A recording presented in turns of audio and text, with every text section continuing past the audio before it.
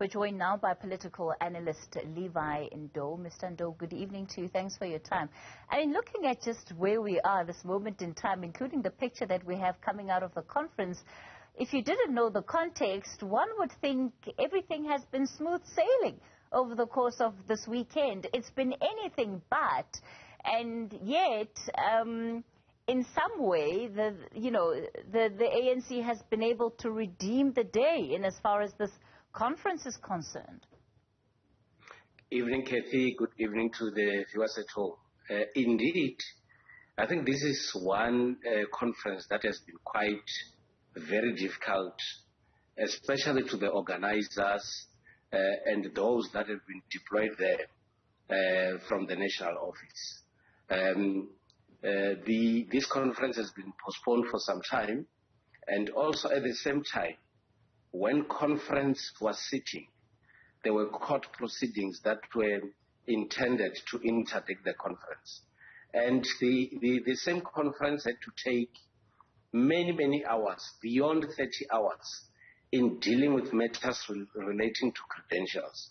And I think at the end of the day, the delegates and the leadership of the ANC, both in the province and nationally, would actually pat themselves on the back and say, we have actually done well in trying to deal with the tensions that were there at the conference.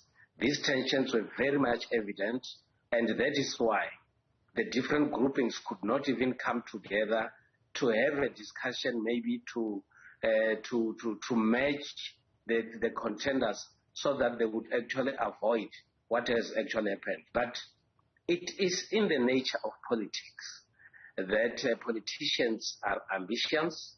They would love to occupy positions because politicians in themselves always have a feeling that they've got a potential to make a difference. But the biggest challenge that remains for me now is that both groupings in the Eastern Cape must be able to find one another so that they build one united ANC in the Eastern Cape.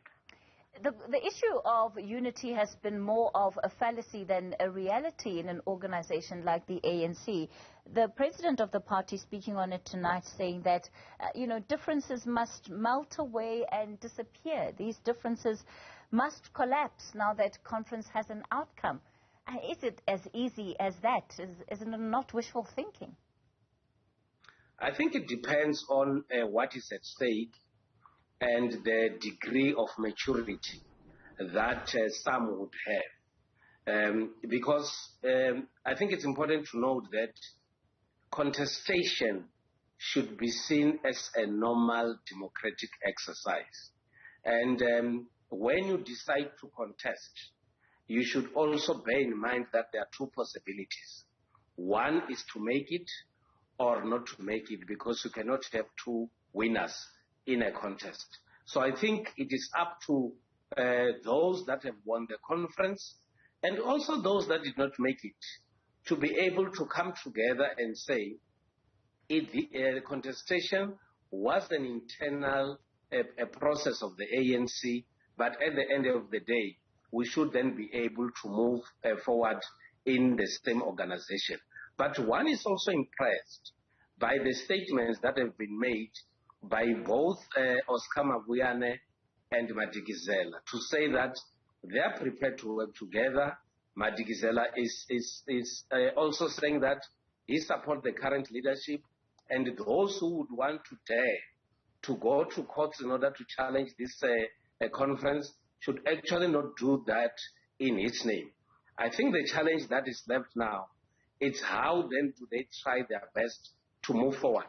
Because we've seen conferences before, pronouncements were made of unity, but unfortunately that could not be the case. Maybe the Eastern Cape should be the case study in showing people that people can contest each other, but at the end of the day, they can still work together united.